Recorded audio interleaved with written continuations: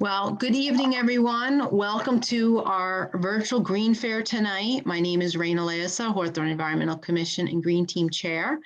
And tonight we have a great program. I'm going to flip it.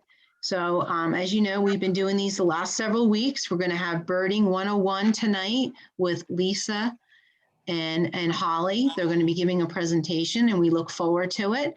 So I will turn it over to Lisa and Holly with their presentation. And if everyone could put their name in the chat so we can register everyone to this green lecture at the Green Fair, that would be fantastic. Thank you.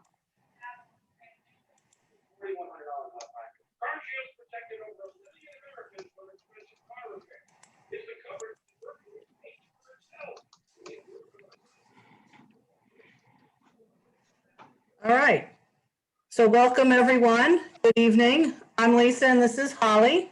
Hello. All the pictures taken were taken in Hawthorne, and Holly is the one who took all the photographs. So this is Birding 101.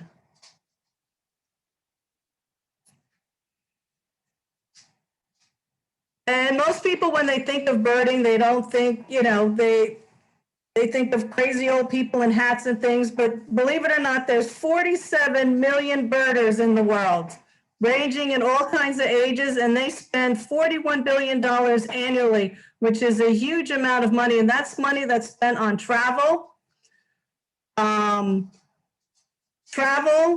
equipment. And the easiest thing about birding is that you don't even have to go, you don't even have to travel because you can find birds anywhere.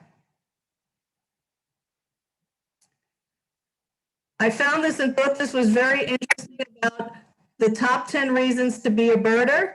And like I said, birds are all around us. It helps people connect with nature. Birds get us outside, and you don't even have to go outside. If you put a feeder outside your window, you can do it from the comfort of your couch. It's a flexible pastime in that you can go at any time during the day and any day of the week. It's economical because you don't really need a lot of equipment, but there is a lot of equipment you can get if you'd like. Binoculars that you would need, you don't always need binoculars, and they range in price from very inexpensive to top of the line. You meet new friends as you're walking. You will see people will ask you what you're looking at. You could go on birding trips if a local organization. And you can enjoy birds all year round because birds are here winter, summer, spring, fall, all the time. There's all different birds to see in different times of the year. And then it will also lead you down other paths. It will then get you involved in other things, like with birding here, got us involved with the town green team because people had seen Holly's photographs. That's how we got here, just from our birding. And bird watching is for life. Once you start birding, you'll always watch birds. Anywhere you go, you're always looking. You'll see the movement. You'll hear the sounds. You're always looking for the birds. And then it also helps to promote habitat conservation because now you know the birds live in the trees, in the tall grasses, in the marshes, the river sides, the river banks.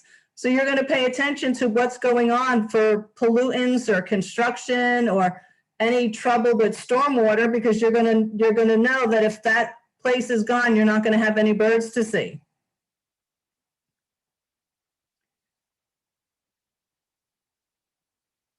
So our program are the top 4 things are getting started, gear and resources, identifying birds, and then we're going to go over a little bird etiquette.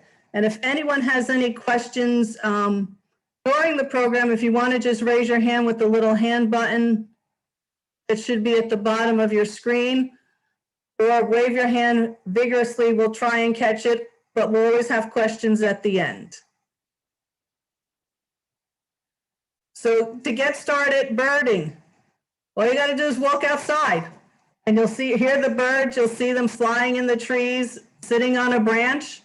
Or you can just put up a feeder on your deck or in your yard. You could stake it and put it there and the birds will come. And you can also plant native plants. They love the seeds. We have our little, Coneflowers? our coneflowers, excuse me. No, those are black-eyed Susans. There's so many birds that love to eat the seeds out of the little brown pom-pom in the center of that flower. You can't even believe it. So gear and resources. There's a few things that you need to get started. We're going to go through them. We're going to talk a little bit about binoculars, field guides, different apps for your phone, websites, checklists, journals, and what you should wear to go birding. Again, like I said, binoculars, you don't need binoculars. They're not a must. There's enough birds that you can see, you know, with the naked eye that you don't need binoculars, but it does help to have binoculars. It opens up the world so much more if you have binoculars. And like I said, binoculars can go in the price range from $200 to $2,000 and up. But you can, any binocular that you have will work, and you could do whatever you need to do. The size, the standard size when you're looking for binoculars is, they call it 8 by 42. 42 is the measurement of the objective lens. If you could see that there, that's the part that, not the part you look into, the other end. That's how big the diameter is of that. And 8 is the size of the magnification at the end when you finally spot your bird. So when you see a bird with your binoculars, it's going to be 8 times bigger than what it is.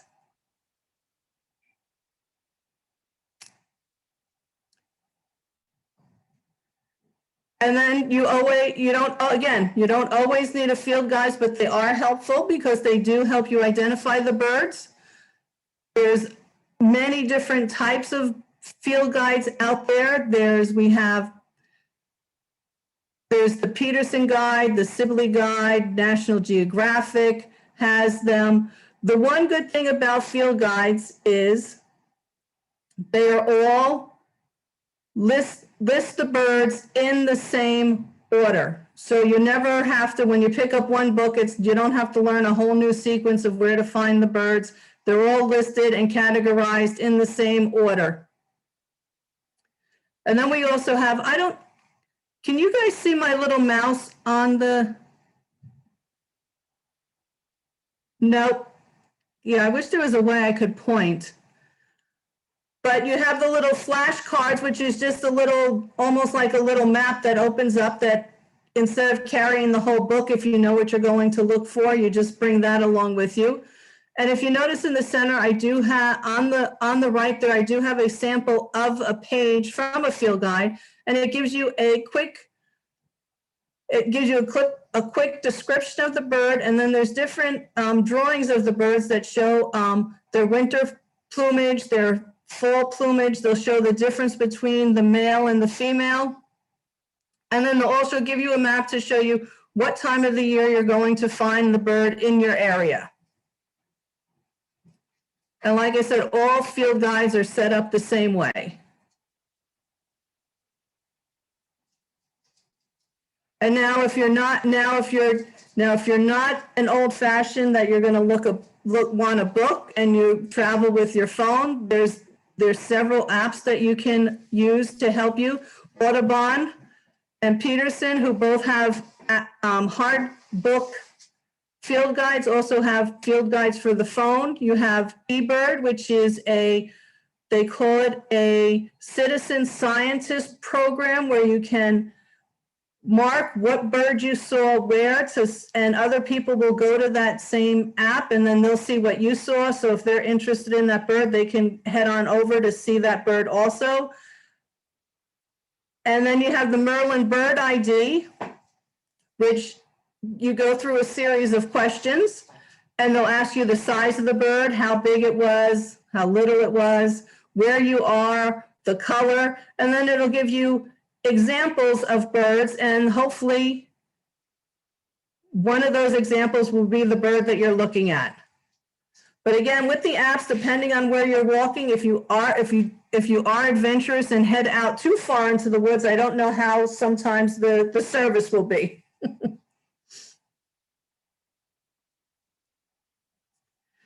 And then there's always websites that you can always check before you head out to see what bird, you could go on those websites and then they will help you with your checklist. What that you could do is you scroll through and it'll ask where you're going to be, and they will give you a list of the potential birds that you are likely to see while you're out and about if you are traveling or if you're just going to a different part of your state or just crossing over to the next state. They can give you information about the birds that are found in that area. So it's always good to check out those sites, and then those sites will also have, similar to eBird, they will have a section that does list what people have seen recently in the area. And now, identifying a bird. Well, birds don't only have feathers. There's a lot of different things you look at to help you describe the bird and to know how you know what the bird is. You go by the shape of the bird, the size of the bird, the habitat that you're in, and then the field marks. The field marks are all these little things that are pointed out on this little bird. You have the tail, the rump, the wing, then you have wing bars. You have the back of the bird, the belly, the side, the breast, the neck, the throat, the chin. All those little pieces help you identify the bird.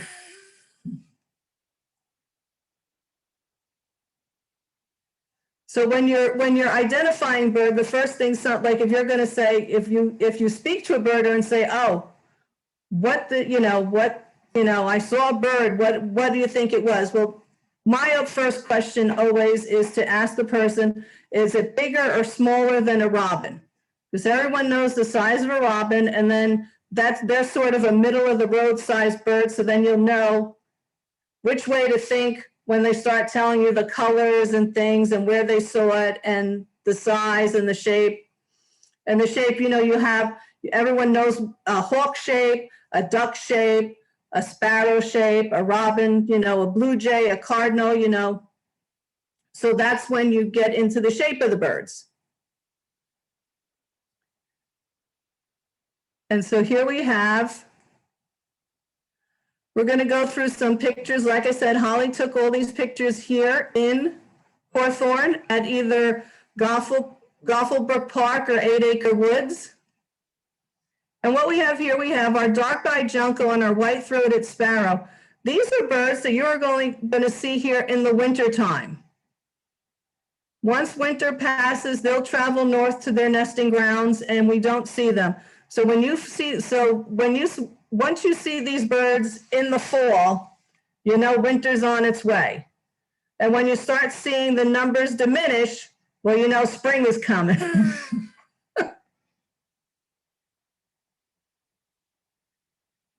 And then we have the ever popular blue jay and robin. Now we have them here. Now blue jays and robins stay all year round. You'll see blue jays, they're always around looking for peanuts or nuts. And robins they're around. So when people say, oh, the first robin of spring, well, hate to tell you, but robins have been around all winter. It's just that they're more hunkered down in the trees and stuff and not as prevalent, because during the winter, they are a bird that will change their diet. During the summer, the reason you see them around is because they'll be eating the worms and the insects in your grass. But during the winter, they will change and and start eating those high protein berries that are in the forest and the trees. And then we also have our cardinals. Again, they're here all year round also. And then here we have an example here of the male cardinal, the bright solid red, and the female who is, I don't want to say she's a drab brown, but she's brown with those red highlights, I like to call them.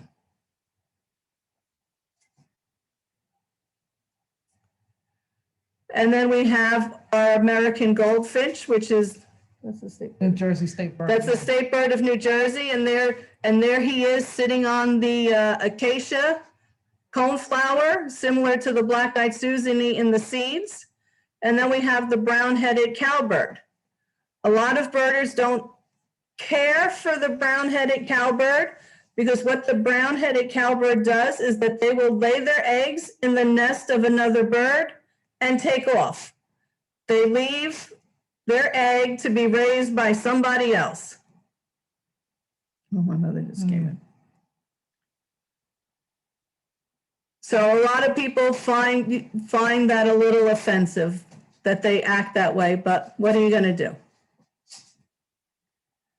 And then we have the Baltimore Oriole. We see them in the park all the time. Beautiful orange breast of the bird, and they have the black head, and they have the black wings and the white stripes on the white wing bars. And we see them frequently in Gothelbrook Park. We have seen them nesting. There's nests. If you look up in the trees, their nest will look like a little basket hanging at the very tip of a branch, but they're nice to see. And then we have the little Carolina wren. Again, two different sized birds. Like if somebody says, oh, I saw an orange bird, you would ask, well, is it bigger than a robin, small? So they would probably say similar in size to a robin. So you would have the oriole. Then you have the little wren, who's a teeny tiny little puff of a bird. And he's got the beautiful song. And he has a beautiful song. Well, most birds have a beautiful song. And then we have, again, another bird that you only see again in the fall, in the summer, is the gray catbird. And you'll know that bird because you'll be walking and you'll think you'll hear a little kitten in the underbrush, and you look and there's no kitten, but you're going to see this little gray bird with a black cap, and he has a little rufous bottom, which is a rusty color bottom. 8 acres was filled with them over the summer. There were lots of them. And then we have our little eastern bluebird who comes around, and this is the male bluebird. They like to hang out by the playground in Gothelbrook Park. And now the birds that do come in the summer, they're here in the summer because their diet will primarily be insects. So you'll see the eastern bluebird, you'll see them, they're always flitting and darting about. That's because they're eating little insects, and they call that insects the little gnat flies and little things that are flying through the air. So you'll see them flitting around. That's why they look like they're always darting around and not sitting still, because they're eating the little insects that they call it eating on the fly.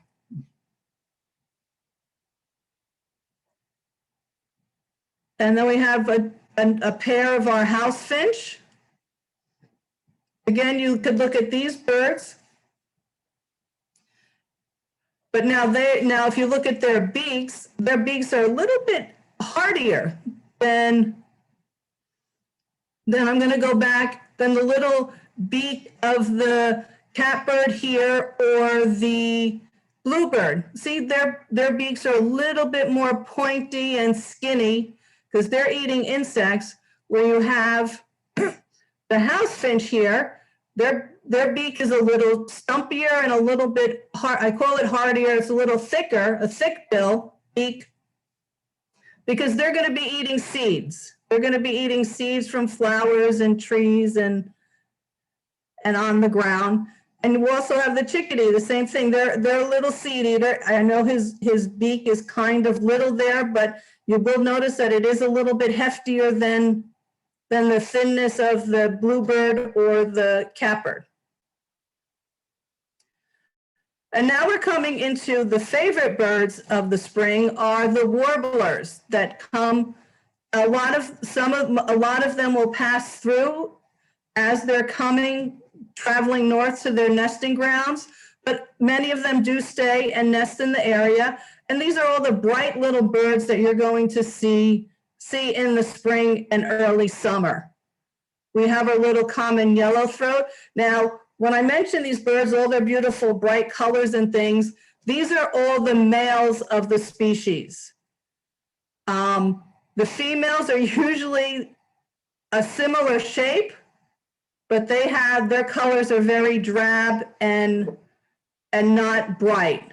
They will have, and they don't even have even the striking markings, like even the common yellowthroat there has that beautiful little black mask.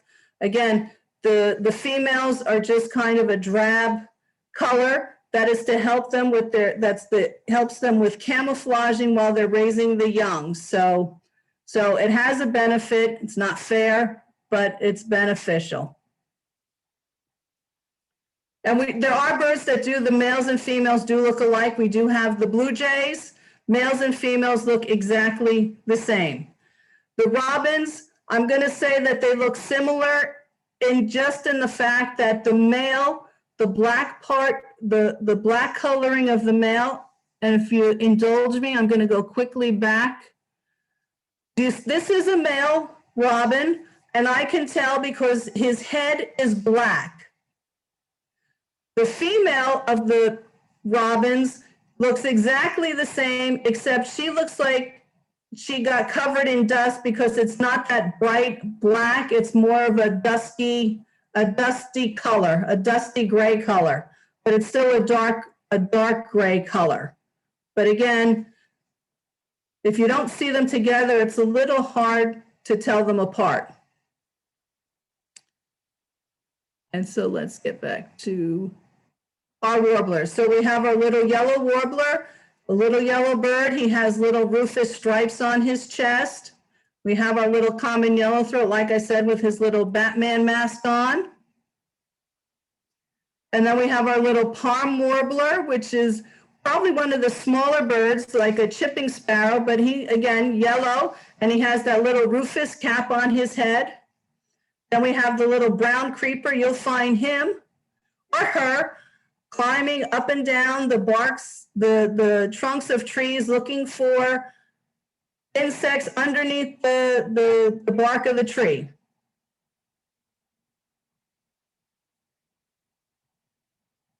And then we have the ever popular hummingbird that, everybody loves the hummingbirds.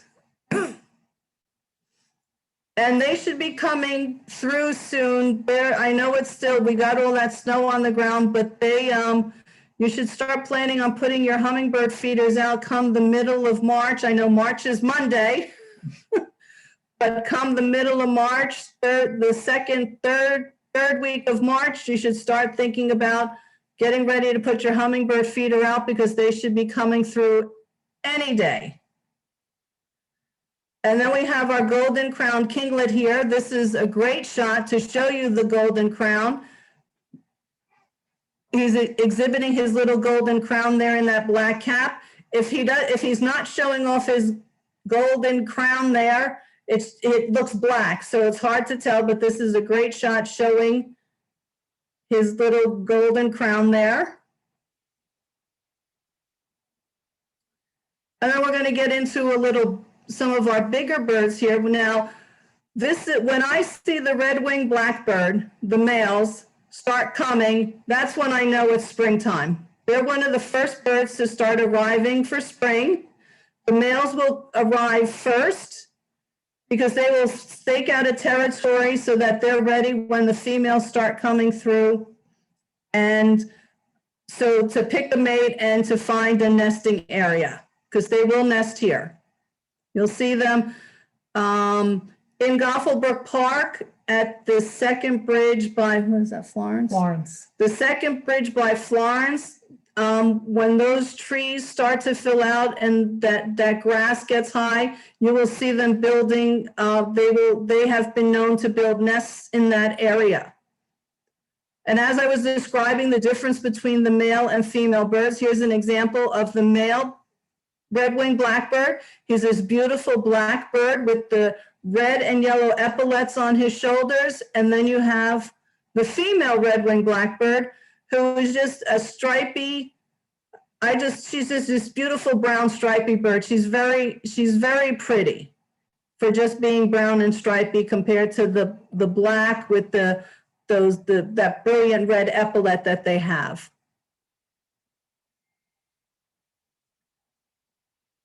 And now we have some of our swallows. And you'll see them again. These guys are the little insect eaters.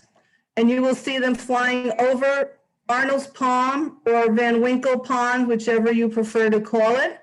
Again, they eat insects, so they're going to eat the little larvae and thing that are flying and jumping out of the water. And you have the tree swallow is a beautiful blue iridescent bird with a white belly. And then you have the barn swallow. Again, a beautiful iridescent, their back is a beautiful iridescent they have a dark rufous chin and then a lighter beige belly. And the picture of the barn swallow, that nest, they build their nest out of mud, and they will build their nest in the bridge the two bridges that go under, the one that goes under Diamond Bridge and the one that goes under Ray Avenue by, not Ray, Warburton by the high school. And they use the boxes too sometimes. And then we have our little kingfisher. Now he'll snatch little fish out of the ponds, and you will hear, usually when you're walking, you will hear him before you see him. Excuse me. And again, if you look at his bill, he's snatching fish out of the water. He'll fly, he'll zip back and forth, and then you'll see him hovering over the water, and then he'll just dive bomb into the water, snatch a little fish, and come out and find a branch and eat it. And then on the left there, we have the little killdeer. You will hear them and see them flying. They stay close to the ground, and they'll make their nest just on the ground in the park, near the edge of the water. They make an interesting little high-pitched peeping noise. You'll hear them as you're walking before you'll see them.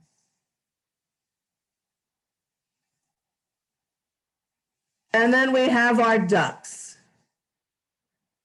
And again, the ducks can be divided into two different groups. So when you're looking at the ducks, you have dabbling ducks and diving ducks.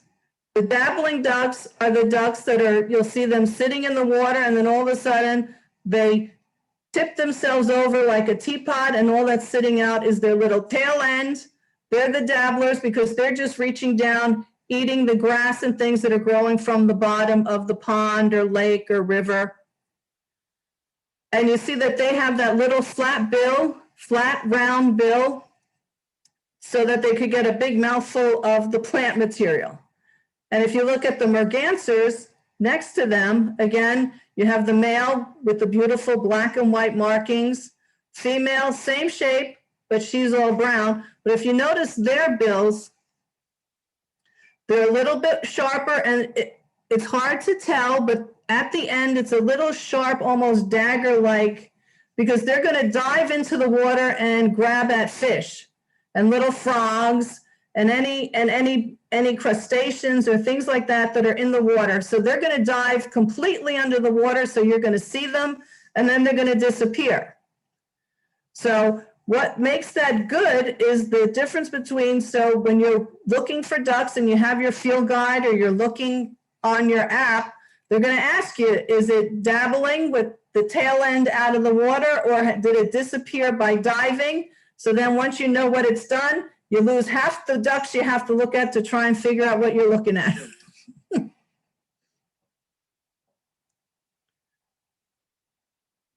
And then we have our other water birds that we have around here. We have the great blue heron. Again, they're a tall bird. They can be 4 to 5 feet high. And we have several that hang around, again, on Arnold's Pond and Goffle Brook on the brook. You'll see them walking along the river, the water's edge, looking for food. And then we also have the cormorants, which will come. And again, the cormorants are diving birds, so that you'll see them and then you won't see them.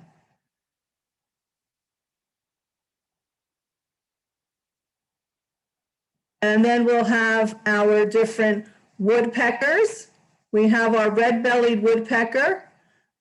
And I know everybody's going to look and say, well, why is it called the red belly? He has that little nice red crown of feathers.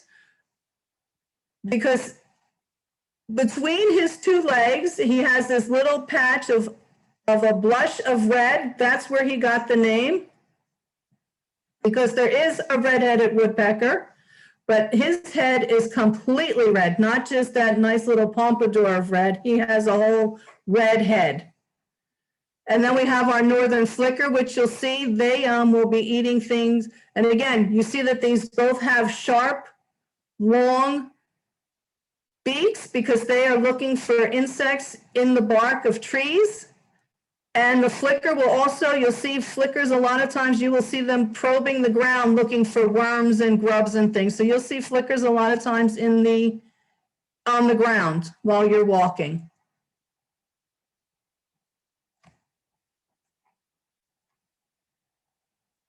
And then we have our larger raptor birds. We have our red-tailed hawk and we have our Cooper's hawk. They're very common in this area. The red-tailed hawk is the mascot for Montclair State University. And you'll see them flying around. There has been a pair that has been nesting in the Goffelbrook Park for the last couple of years. You'll see them around. You'll see them on the cell tower that's over by the water department, but you also see them in the park all the time.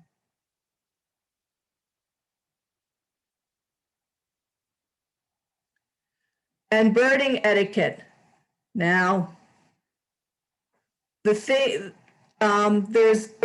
news stories over the past years about people, running through people's yards. There was a story a couple of years ago that there was a pink-footed goose that had gotten off track because of storms and was in the area and was in a local cemetery. And unfortunately, sometimes the birders and photographers get a little crazy when they're looking for a life bird, which is a bird that they've never seen before, and they want to put it on their list. That they were running through the cemetery, being disrespectful to services that were going on and just causing a ruckus, so much so that the cemetery had to close their gates and people had to make appointments to get in to see their loved ones. And when you're looking at a bird, so you don't want to trespass. You want to keep the noise down because if you make a noise, you're going to scare the bird away, and you want to keep your distance because you don't want to scare a bird because, again, when you're looking at birds, depending on the time of year, you have birds that are either looking for a mate in the fall, in the spring, they're looking for a mate, so you don't want to disturb that activity. And then once they have found a mate and have laid eggs, you don't want to disturb them because now they're either looking for food or protecting young in a nest. So you always want to keep your distance. You don't want to trespass where you shouldn't be, and you always want to be quiet because you'll see more stuff that way.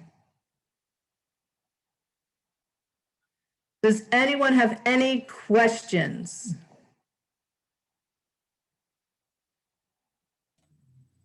Yeah. Lisa, Yes.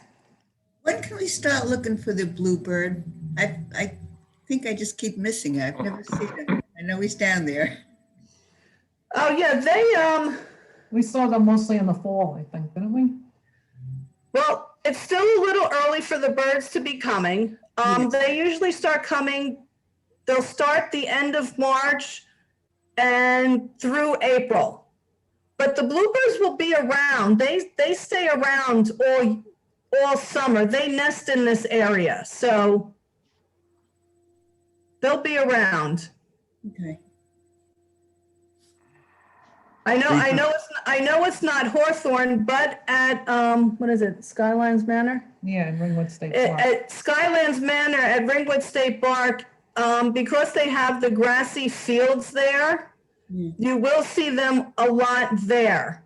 Because they tend to like the grassy areas, again, because they're going to be eating insects.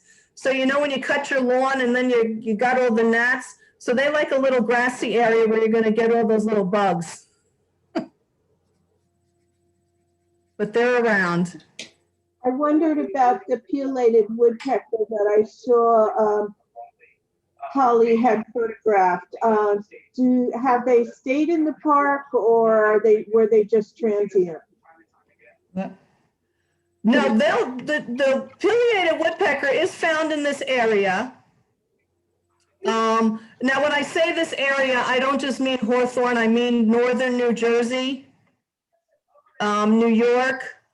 Again, they're more of a deep forest type of bird because they like the big old growth trees.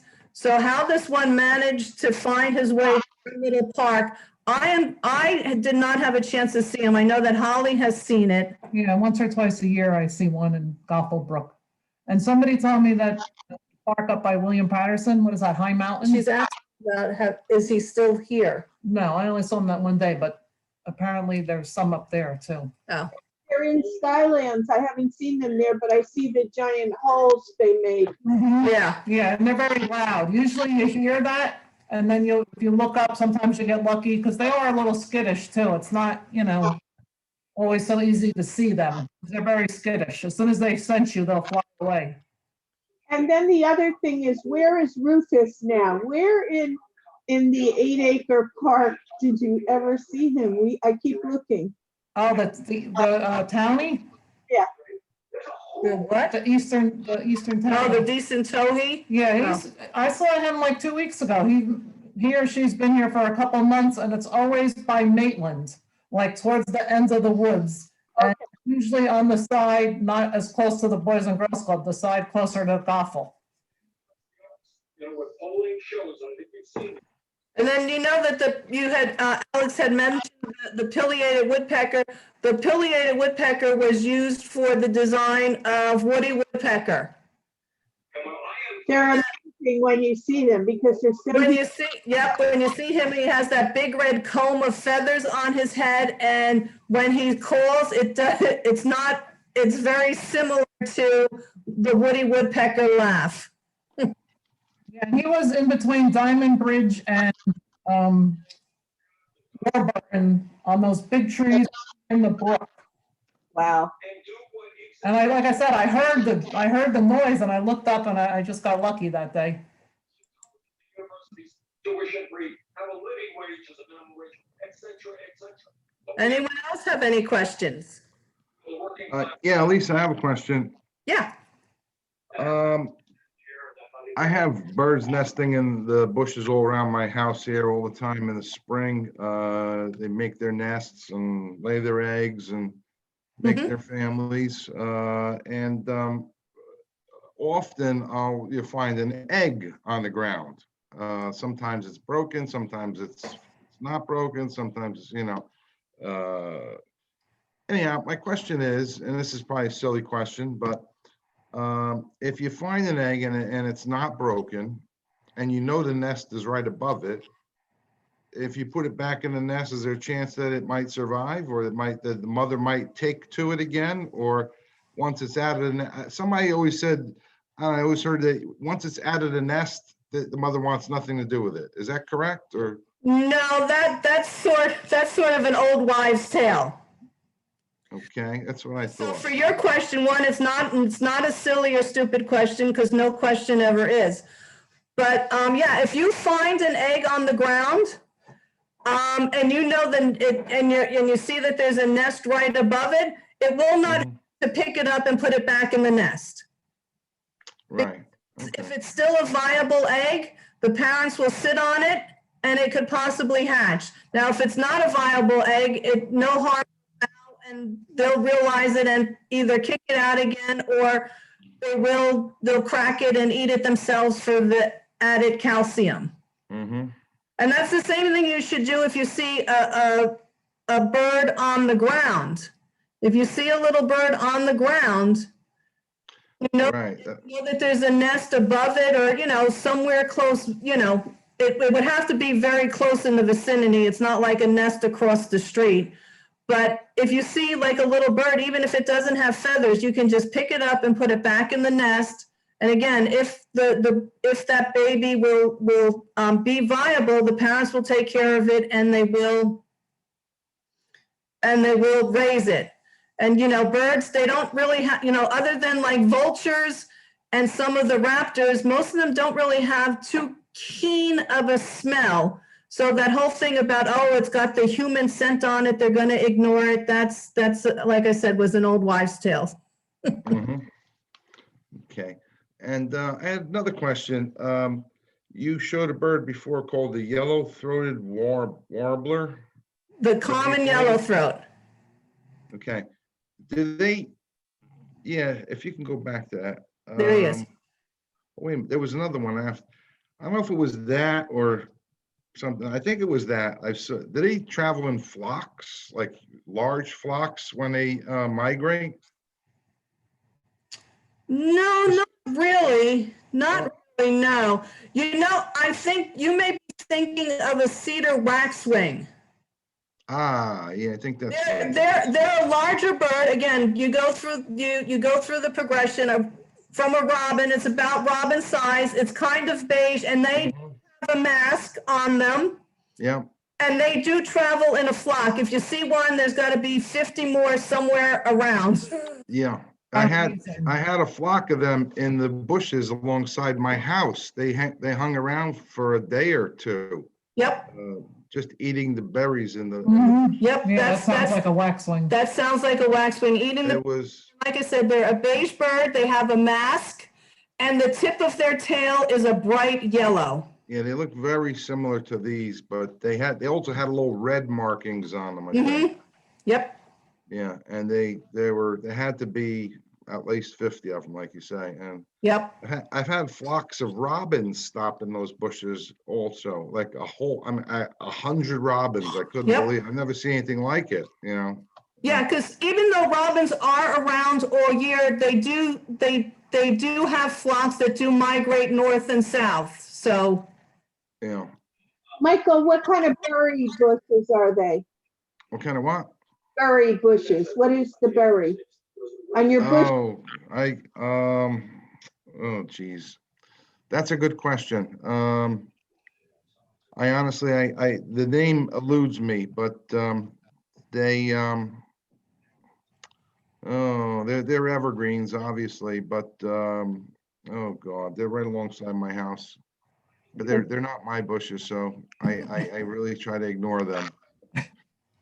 Sometimes you'll see a cedar waxwing too, will get mixed up with a flock of robins. So whenever you see a large flock, it's always good to take, you know, a good look. You'll see, you know, something get mixed up in there. The flock of waxwings are amazing. I mean, they were just Beautiful. there are dozens and dozens of them, and they were just going crazy. I mean, I have them on video going, you know, feeding. It was a sight to see. But anyhow, I think that was my only other question. Well, thank you. That was very informative. Yeah, thank you. Any other questions?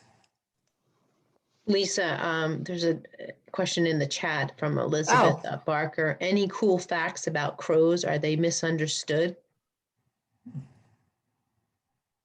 Oh, yeah. Well, I don't. Oh, yeah. They're definitely. Well, the crows are part of the corvid group, which in the beginning of this whole pandemic, you did see, if you looked close at a lot of the signs about COVID, people did spell check and corvid showed up because that's the genus, that's the family of birds that you have the crows, ravens. Who else is in that? That's the large blackbirds. Grackles. Grackles would be part of that, but those birds, they're very smart. Nasty. Nope, nope. They're No? they're not nasty, they're territorial, but they're very bright. They have been known, crows and ravens have been known to use tools. And they do and they do collect shiny stuff. I know that people say that they collect shiny stuff. That is a truth. It's not a wives' tale. But what in particular was she,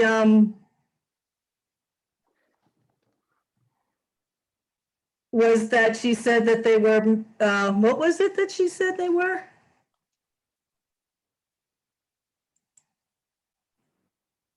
Raina? I asked if they were misunderstood, only because, everyone's like, oh, crows, they're so terrible. So, Yeah, no, I've never really heard about crows being called terrible. Like I said, they're big. Wow. They make that loud croaking. They call their noise is a croaking noise.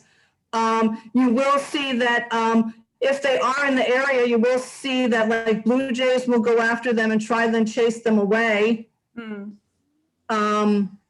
But like I said, they're of the birds, they're the brightest birds. A lot of times you'll see, if you see birds in commercials, that they can be trained to do things. One of the things I love about the crows is whenever I hear crows going crazy, I know there's a hawk around. Yep. Yeah, they will alert the other birds to the hawk. Yes. The crows and the blue jays are good for that too. When you hear a bunch of blue jays squawking, a lot of times you'll see a raptor around. So, I have a question. I said I thought the grackles are nasty because, they have a habit of They're raiding. pushy. They're pushy. What's that? I said they're pushy because they'll come to a feeder, chase everybody away, and because Well, yeah. they're very voracious when they eat. It's almost like that they're destroying the feeder. Yeah. And Well, they also go after the other birds' nests, the robin's nests. So is it a bad thing to be taking a garden hose out and chasing them away when they go after the robin's nests? Well, I certainly wouldn't do that. Again, That makes me a bad person. That's their nature. I get into these arguments with people all the time because they tell me that they want to put a feeder out, but they don't want grackles, they don't want starlings, they don't want the house sparrows, they don't want squirrels. There's nothing you can do. If you're going to feed one, you got to feed them all. Yeah, no, I understand. But it's just hard to watch a mother robin trying to fight off 3 grackles attacking her nest, So sometimes they need a little help. That's all I'm saying. That's it. Yep. And that's Junipers, that's what they are. oh, junipers, yeah, Oh, that's there you go. definitely waxwing. Okay, I knew. Love those junipers. And they've been known to get drunk, right? Isn't that from eating too many berries? No? Did you ever hear that? no, Really? not. They get like fermented. They seem to be drunk. They were crazy. Look it up. I wouldn't doubt that. Well, there are different species of animals. There is a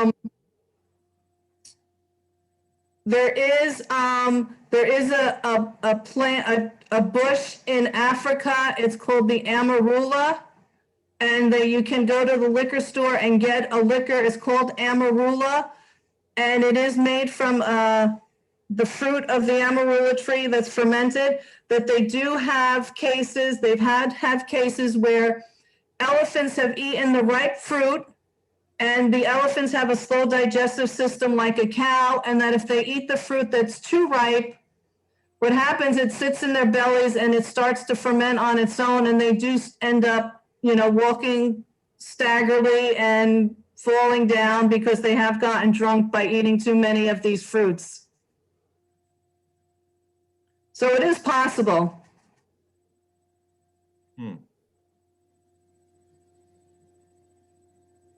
Any more questions?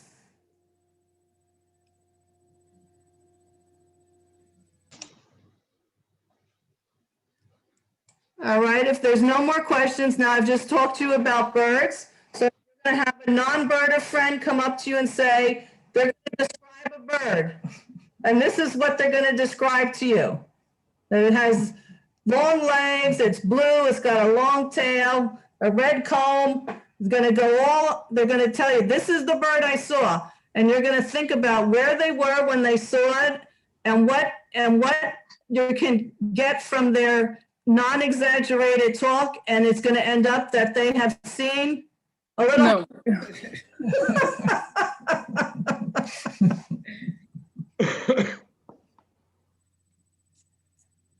But so that's my little joke. Burner's humor. Birder humor. See, we're not all nerds. We do have a sense of humor.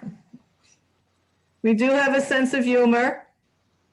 And so with that, I'd like to invite everybody that we're going to have our virtual bird walk again. It'll be part of the virtual Green Fair.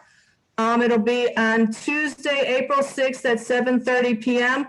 We take a walk from the comfort of our living rooms, bedrooms, dens, wherever we're sitting, and take a walk through the park and see what birds we can see. Thank you. Thank you. Thank you, Lisa and Thank Holly, you. for a great job as usual on our birds and Hawthorne and their nature. It was amazing. I just want to thank everyone for coming out tonight. Our next event is next Tuesday. Let me get my notes. It is March 2nd at Hawthorne History. Veronica? And then we have March 9th on Bears, and March 16th Plug-in Station, and March 23rd Hawthorne Recycling Program, and March 30th we have Lyme disease, and like we said, virtual bird walk is at April 6th. So just want to thank everyone for coming out and supporting us, and have a great night. Stay safe and well, and I'll see you to the next lecture. Thank you. Okay, Thank thank you, you. everybody.